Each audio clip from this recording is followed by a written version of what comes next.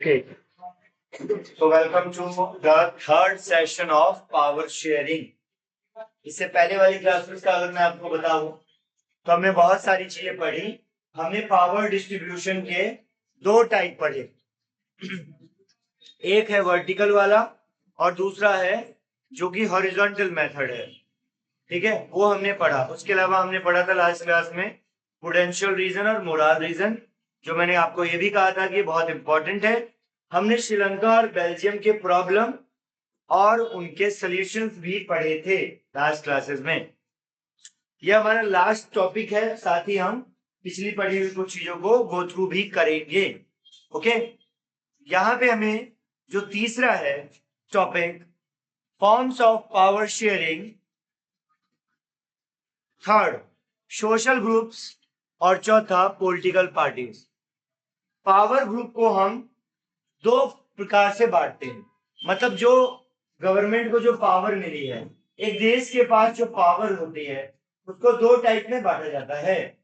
पहला है social groups के बीच में और दूसरा है पॉलिटिकल पार्टीज के बीच में। अब ये सोशल ग्रुप्स के बीच में पावर कैसे बांटी जाती है वो हम देखते हैं। Power is shared among religious and linguistic groups, यानी रिलीजन के हिसाब से और लैंग्वेज के हिसाब से भी हम पावर देते हैं। इसका मतलब क्या हुआ, जब कोई देश, जैसे हम इंडिया की ही अगर हम बात करें तो ऐसा तो नहीं कि सिर्फ हिंदुओं को सब कुछ दे दिया गया हो, है ना, मुस्लिम या क्रिश्चियन या किसी और धर्म के लोगों को कुछ ना दिया गया हो, ऐसा बिल्कुल भी नहीं है ना। तो हम धर्म के हिसाब से पावर को शेयर करते हैं और लैंग्वेज के हिसाब से, जैसे हमारे ही देश में कई लोग हिंदी बोलते हैं, मलयालम, कन्नड़, उड़िया, है ना, बहुत सारी भाषाएं हैं।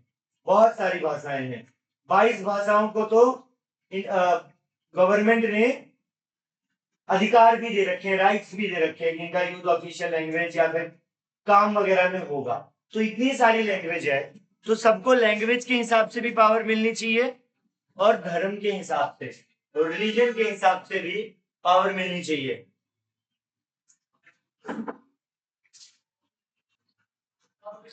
दूसरी चीज है, ऐसा करते क्यों है हम, क्यों हम रिलीजन के हिसाब से या फिर लैंग्वेज के हिसाब से चीजें दे क्यों रहे हैं, इसके पीछे कारण क्या है। कारण है कि जो माइनॉरिटी कम्युनिटी होती है, माइनॉरिटी वो होती है जिनकी संख्या कम हो, नंबर में कम हो, a fair share in power and prevents alienation. मान लो कोई एक ऐसी जगह है जहां पे हिंदू लोगों की, मुस्लिम लोगों की संख्या कम है, हिंदू लोग ज्यादा हैं, तो ऐसे दौरान में क्या होगा, हिंदू लोग जो होंगे वो मुस्लिमों को दबाने की कोशिश करेंगे, उनके राइट्स छीनेंगे, यही होगा ना। तो सरकार को इस और देखना पड़ेगा, क्या करना पड़ेगा, उनको जो कम्युनिटी माइनॉरिटीज हैं उनके साथ फेयर शेयर का मतलब होता है उनके बारे में भी सोचना, इन पावर और प्रिवेंट एलियनेशन, यानी उनके साथ भेदभाव ना हो, उनके साथ बुरा ना हो, उनको एक तरफ ना कर दिया जाए, ऐसा सोचना पड़ेगा। एग्जाम्पल क्या है, इसके लिए क्या कर सकते हैं, जैसे हमने देखा बेल्जियम ने क्या बनाया था, बेल्जियम ने कम्युनिटी गवर्नमेंट बनाया। उसने जो निचले स्तर के लोग हैं, जो जहां पे भाषा के हिसाब से, धर्म के हिसाब से, कल्चर के हिसाब से जहां लोग बटे हुए हैं, उनको भी चीजें दी गई ताकि वो लोग अलग महसूस ना करें। और वीकर सेक्शन जैसे विमेन्स, महिलाओं को भी आरक्षण दे रहे हैं। जैसे इंडिया में क्या है, इंडिया में महिलाओं को जॉब में भी 33% का हक मिला हुआ है ना, पॉलिटिक्स में भी मिला हुआ है, काफी सारी चीजें हैं। तो इस तरीके की चीजें जब हम करते हैं तो ये किसके लिए कर रहे हैं, ये कर रहे हैं कम्युनिटी के लिए। किसके लिए, कम्युनिटी के लिए, सोशल ग्रुप्स के लिए कह लो या कम्युनिटी के लिए कह लो, ठीक है, ये काम किया जाता है। दूसरा है पॉलिटिकल पार्टी। अब एक बात तो हमें पता है कि जो देश के नागरिक हैं उनको अपने अधिकार हैं। कैसे अधिकार हैं, कि वो उस व्यक्ति को चुन सकते हैं जो उनके ऊपर शासन करेगा, जो उनके ऊपर रूल करेगा। हमें अधिकार मिला हुआ है ना, जो हमारे ऊपर शासन करेगा। तो सिटीजन को फ्रीडम होती है कि वो कंटेंडर्स कौन होते हैं, जो इलेक्शन कंटेस्ट करते हैं, जो इलेक्शन में भाग लेते हैं, उनको कहा जाता है। दूसरा कोएलिशन गवर्नमेंट। कोएलिशन गवर्नमेंट ये बहुत इंपॉर्टेंट टॉपिक है, इंपॉर्टेंट मार्क कर देंगे इसे हम। क्या होता है कोएलिशन गवर्नमेंट? देखो कभी कभी क्या होता है, जैसे मान लो कि एक देश में इलेक्शन हुआ, ठीक है। अब मैं बात कर लेता हूं, हमने पढ़ा कि पार्लियामेंट के दो पार्ट होते हैं, पार्लियामेंट के दो पार्ट हैं, एक लोकसभा और एक राज्यसभा, है ना। मान लो लोकसभा में 543 मेंबर्स हैं, इसके आसपास ही हो सकते हैं, ठीक है। अब तो उल्टा बढ़ने वाले हैं, 800 के करीब होने वाले हैं, ऐसा प्रपोजल आ रहा है। 543 मेंबर है, और एक पार्टी को कितने चाहिए होंगे? 200, इससे आधे से ऊपर समझ लो कितना, 220, 221, 222, ऐसा मान लेते हैं। अब मान लो कि कोई पार्टी है जो बीजेपी, जैसे मान लो उसके आए हैं मात्र 180 सीट्स, यानी उसके कैंडिडेट 180 ही जीते हैं। जीतने कितने चाहिए? 222, यानी 222 से ऊपर मान लेते हैं हम। ऐसे टाइम पे क्या होगा? गवर्नमेंट नहीं बन पाएगी, अपने दम पे नहीं बना पाएगा, तो वो दूसरी पार्टी के पास जाएगा। अच्छा मैं सिर्फ एग्जांपल दे रहा हूं, इसमें ऊपर नीचे हो सकता है। तो क्या करेगी वो ऐसे समय पे? दूसरी पार्टी के पास जाएगी और उसे कहेगी कि हमारे साथ जुड़ जाओ। जब दो पार्टियां आपस में जुड़ती है और फिर वो गवर्नमेंट बनाती है, तो इसी को क्या कहते हैं? कोएलिशन गवर्नमेंट, गठबंधन की सरकार, ठीक है। तो कोएलिशन गवर्नमेंट ऐसी गवर्नमेंट है जो अपने दम पे गवर्नमेंट ना बना सके, जब एक या एक से ज्यादा पार्टी, मतलब दो या दो से ज्यादा पार्टी आपस में मिलती है और गवर्नमेंट बनाती है, ठीक है।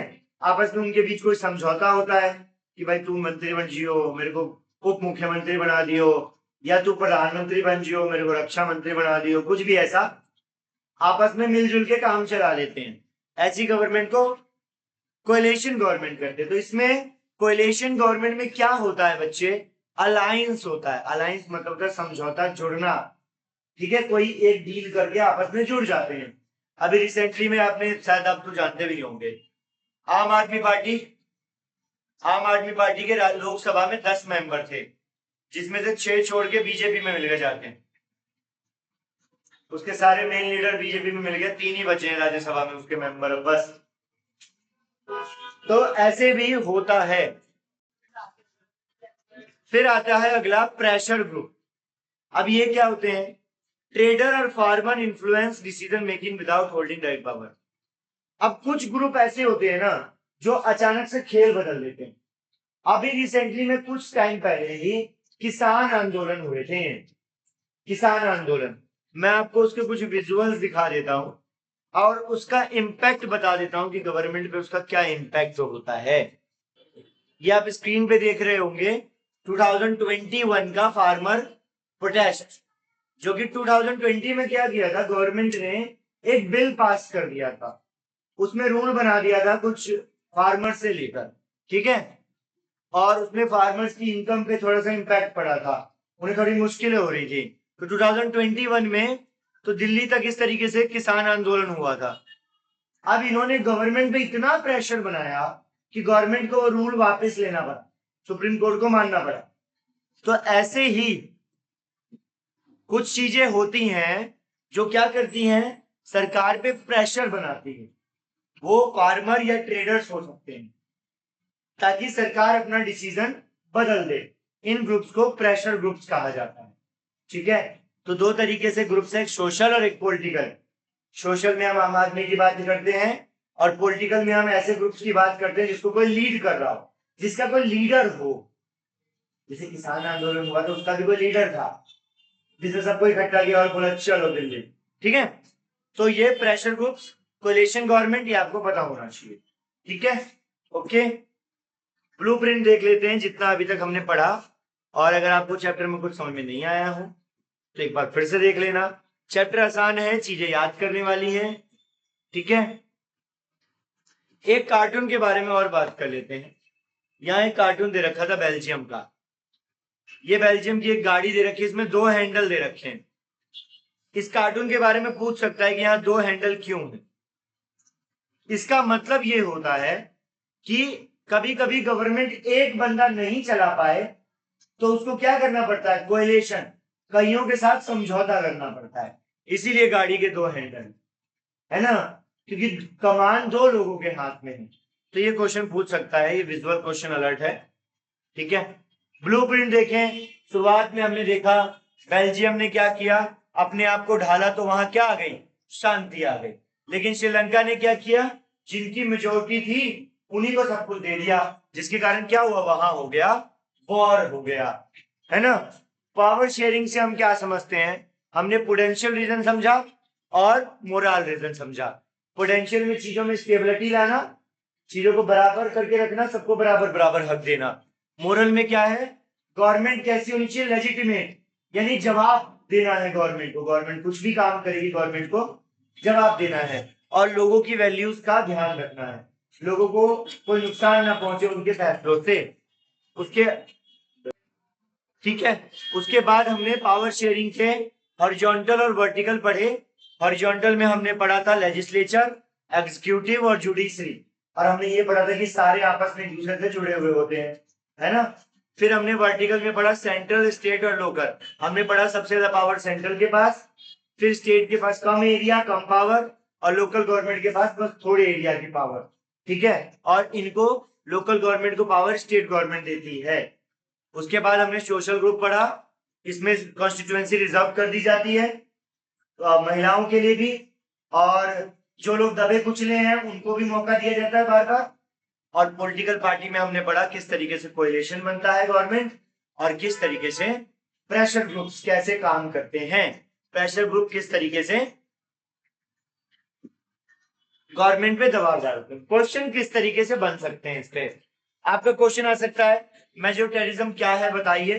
तो हम जानते हैं मेजोरिटेरिज्म का मतलब होता है जब कोई एक कम्युनिटी दूसरे पे हावी हो जाए क्योंकि उसकी संख्या ज्यादा है।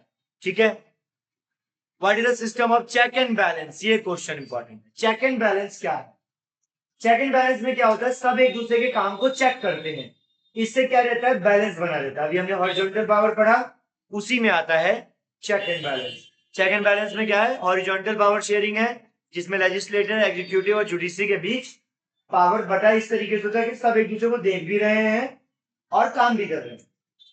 ठीक है, पोटेंशियल और मोरल रीजन बताना है आपको। पोटेंशियल रीजन क्या होता है, झगड़े कम करता है, और मोरल क्या होता है, ये डेमोक्रेसी की स्पिरिट है, आत्मा है। कम्युनिटी गवर्नमेंट हमने पढ़ा है, ऐसी गवर्नमेंट जो एथनिक ख्यालों का ध्यान रखे, ऐसी गवर्नमेंट जो क्या ध्यान रखे, लैंग्वेज का ध्यान रखे, कल्चर का ध्यान रखे, ये लिखे हुए एजुकेशन का ध्यान रखे। ठीक है, ओके।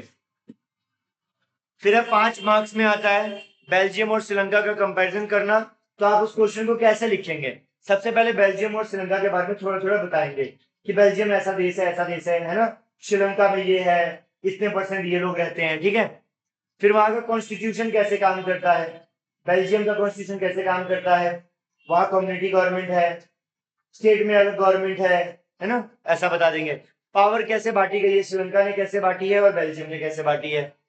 और लास्ट में कंक्लूजन, कंक्लूजन में हम क्या लिख सकते हैं कि बेल्जियम को कैसे फायदा हुआ और श्रीलंका को कैसे नुकसान हुआ। पूरे 5 नंबर 4 स्टेप्स के बस।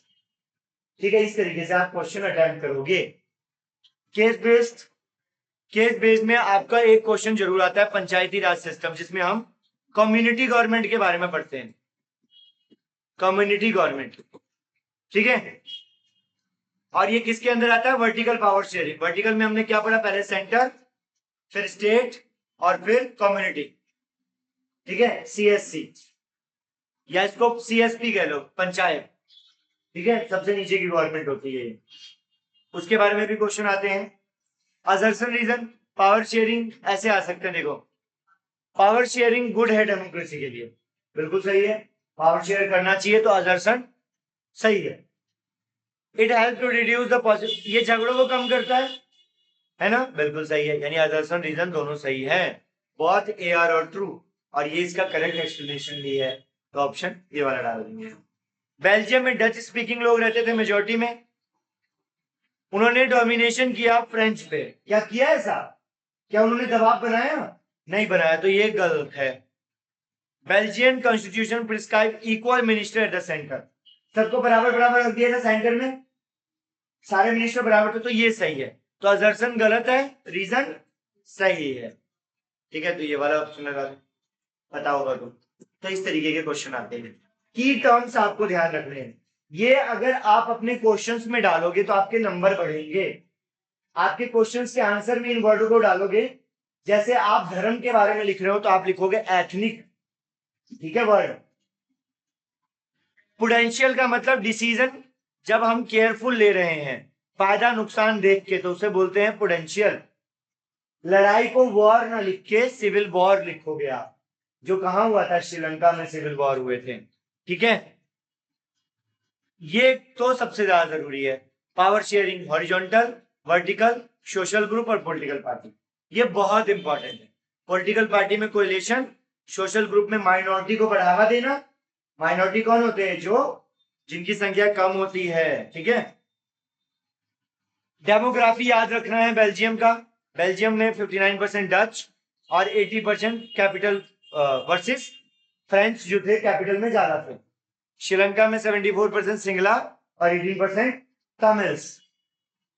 ठीक है, और चेक और बैलेंस मैंने बताया बार बार, ये बहुत आता है कि चेक एंड बैलेंस क्या है, तो मैं आपको फिर से बता देता हूं। चेक एंड बैलेंस का मतलब है लेजिस्लेचर, एग्जीक्यूटिव और जुडिशरी के बीच पावर का ठीक ढंग से बंटवारा, है ना, ताकि वो आपस में एक दूसरे का यूज करें, मिसयूज ना करें, और सब एक दूसरे के ऊपर कंट्रोल रखें जैसे जुडिशरी रखता है।